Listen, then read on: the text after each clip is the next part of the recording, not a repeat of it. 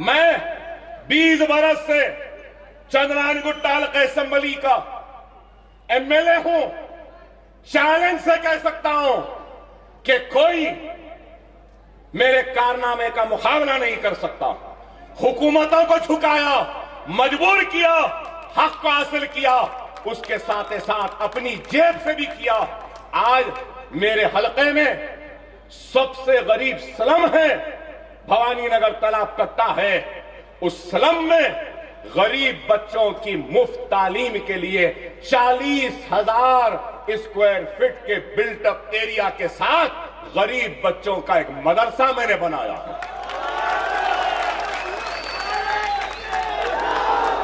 सिर्फ वो एक मदरसा नहीं, उस मदरसे के बाद एक और मदरसा रियासत नगर जमाल कॉलोनी में मैंने बनाया।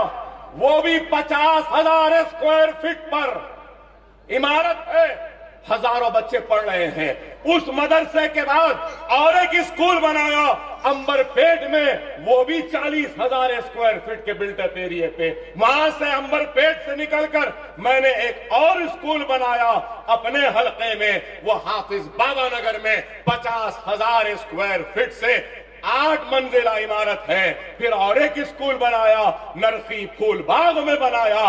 अब एक और एक बड़ा school, junior college, degree college, post graduation college 1.5 lakh square feet के पर बन रहा है, जहां पे फ्री तालीम गरीब बच्चों को, बिलखुसूस मुसलमानों को दिया जाता है।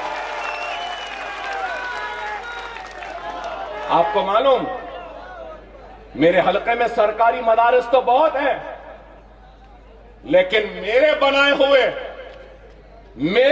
हुए मदरसों में 11,000 बच्चे मुफ्त तालीम हासिल कर रहे हैं। मुफ्त, किताबें फ्री, ड्रेस फ्री, जूता फ्री, तालीम फ्री।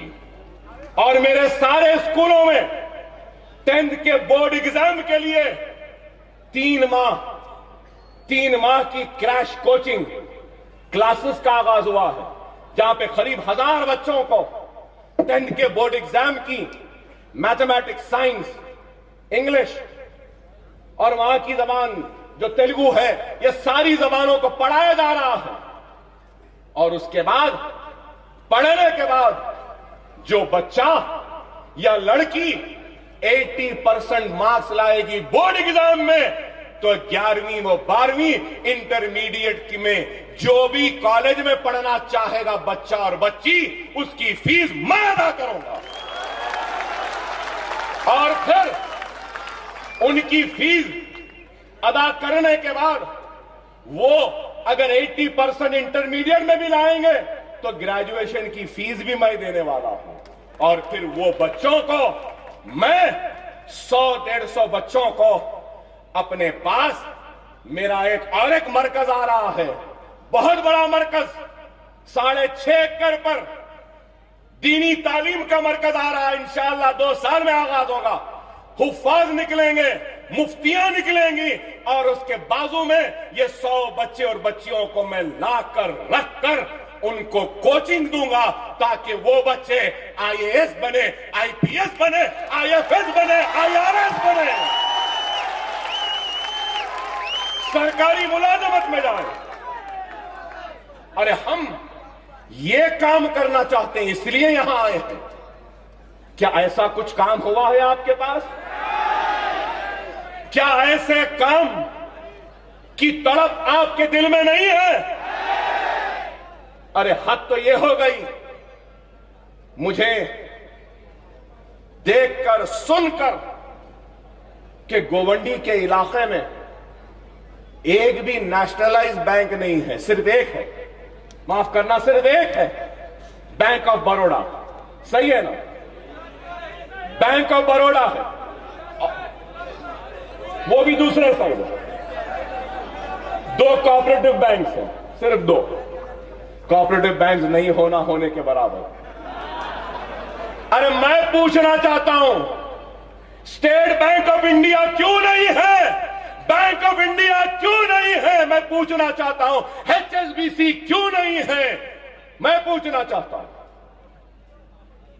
आप बताइए, हमारे नुमाइंदों की नाअहली है, नाकामी है, कमजोरी है कि यहां पे बैंक्स नहीं है, यहां पे कचरे के अंबार हैं। क्या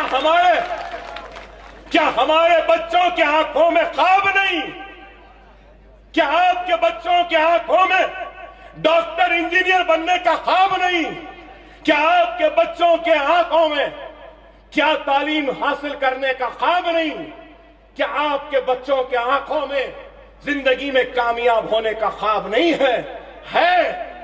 है, लेकिन देवनार के कचरे में लगी आग का धुआं हमारे बच्चों के ख्वाबों को मिटा देता है और आंखों में आंसुआ दे देता है। इसी गंदगी, इसी कचरे को यहां से उठाकर साफ कराने की नीयत को लेकर हम आए हैं। लोग बोलेंगे 90 बरस में नहीं उठा, अब आप कैसे उठाएंगे?